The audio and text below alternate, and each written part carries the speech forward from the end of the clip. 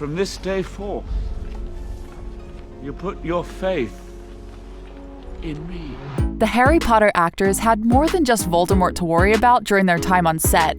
For 11 years, the Wizarding universe filled our world with magic and wonder. But for a lot of the cast, it was the darkest decade of their lives. It was dark times, Harry, dark times. Bonnie Wright took on the role of Ginny Weasley when she was only just 9 years old. And although she says she remembers her time on the franchise very clearly, not all of it is positive. She never exactly had trouble getting along with others on set, but she did struggle with the attention she was getting outside of filming. She had a hard time trying to deal with the spotlight and puberty at the same time. Given everything that's going on. Maybe that's the best reason to have it. She's been pretty open about what she went through and said, "It's not fun when you're a teenager experiencing those things.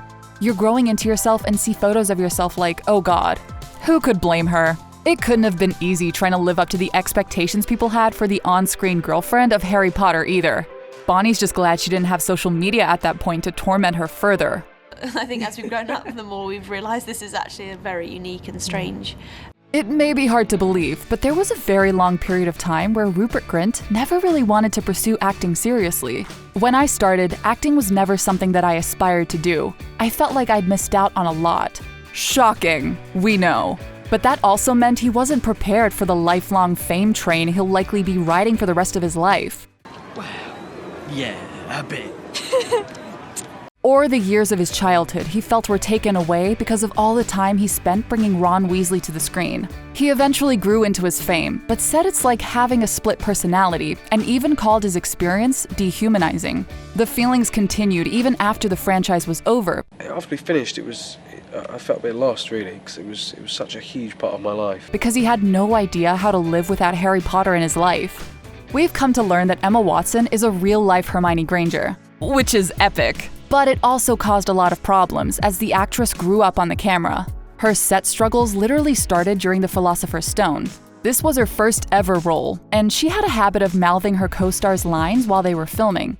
It's Leviosa, not Leviosa. It might seem cute to us, but for Emma it was traumatizing. Oh, I'm so sorry. So sorry. Oh, I feel so bad. Apart from ruining a few takes in the beginning, like Rupert and Bonnie, she really struggled with the fame to the point where she didn't connect with the person who was looking back at her in the mirror. The actress even considered leaving the franchise altogether when being Hermione Granger began interfering with her education. She was constantly disrupted at school and even had to deal with a stalker as a teenager. However, the producers worked around her schedule and everything, thank goodness. Ended up working out. My hair was so associated with that role, and when I finished, I just needed something new. Don't let the Draco talk trend fool you. Harry Potter wasn't all fun and games for Tom Felton, no matter how much he loved his character. He struggled later on with the fact that starring in the franchise really affected him growing up. Basically, he feels like his childhood wasn't proper. It's killed me! It's killed me! Calm down, it's just a scratch. And while he knows his childhood brought him fame and money, he says, the idea of money putting a price on your childhood is ridiculous. Because Harry Potter was all he knew for years, it continued to affect him after he finished the franchise. He had to start auditioning for projects again, which was a huge change in pace for him and made him really nervous. Luckily, he's overcome his fears and has gone on to land roles on hit shows like The Flash. It'd be very hard to turn down any offer to come back to the world of Hogwarts. Maggie Smith is much more like her character Professor McGonagall than we originally thought, especially when it comes to how blunt she is. Place your right hand on my waist. What? While her years on Harry Potter definitely brought her a wider age range when it came to her fans, you're not gonna be too happy about how she really feels about Harry Potter. She is of course grateful for the opportunity she had in the films. I've always wanted to use that spell. But she felt working on Harry Potter was unsatisfying and said, I didn't really feel I was acting in those things. She even called wearing her classic McGonagall witch hat exhausting. If it makes you fans feel any better, she said the same thing about working on Downton Abbey.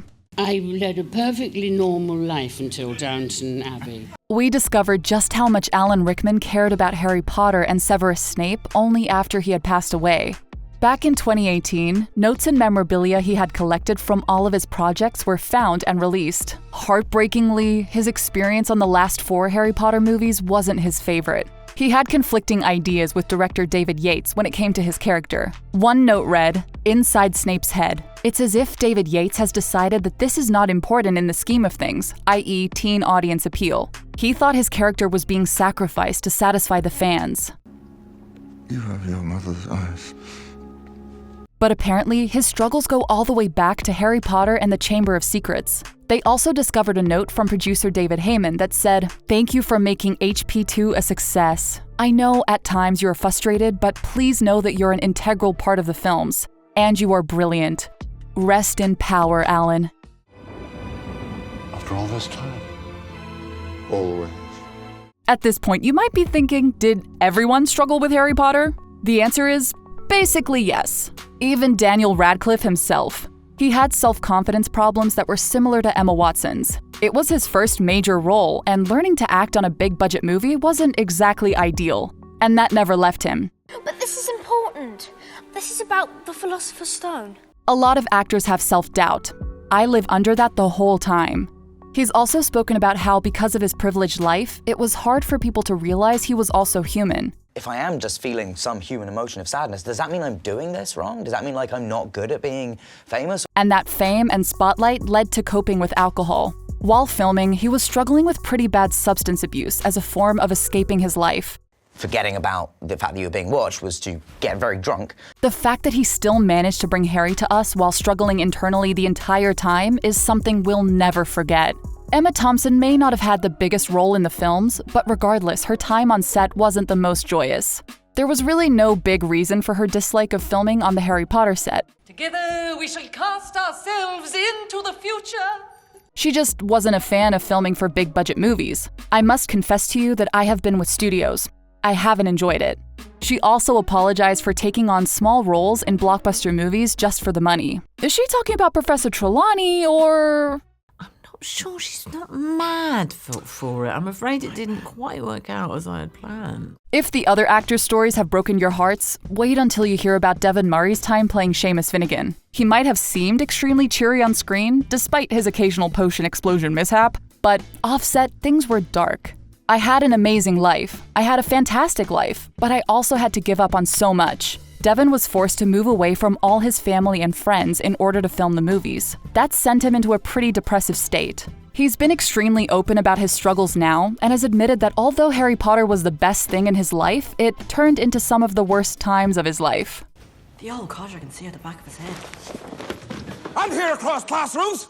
Domhnall Gleeson may have had his dad on set with him during the filming. If you didn't know, Brendan Gleeson, also known as Mad-Eye Moody, is his father. But it wasn't all fun and games. Playing the role of Bill Weasley came with a lot of pressure for the actor. He struggled with bad anxiety when filming, and part of the reason was because of the disastrous first day on set he had.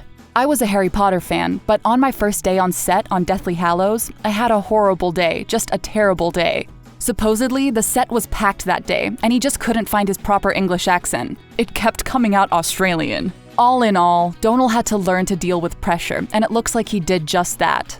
Matthew Lewis started off as a shy 10-year-old, much like the rest of the cast. However, his struggles with Harry Potter started in the later films when he entered his teens. After growing and thinning out, Matthew feared that they would recast Neville. Instead, they came up with the idea of the false teeth and bits of plastic to stick my ears out and a fat suit. He may not have lost his job, but it gave Matthew horrible confidence issues. There are girls around. I've got this fat suit on every day. No one knows I'm wearing this damn thing. They all just think I'm fat. It just goes to show you that the old line, money and fame aren't everything, is more than just a saying. They may not have had to deal with Voldemort, but the Harry Potter actors were all battling very real demons in their own way. What do you think about how the actors felt during their time filming Harry Potter? Let us know in the comment section below. Don't forget to give this video a thumbs up, hit that subscribe button, and we'll see you later. Thanks for watching.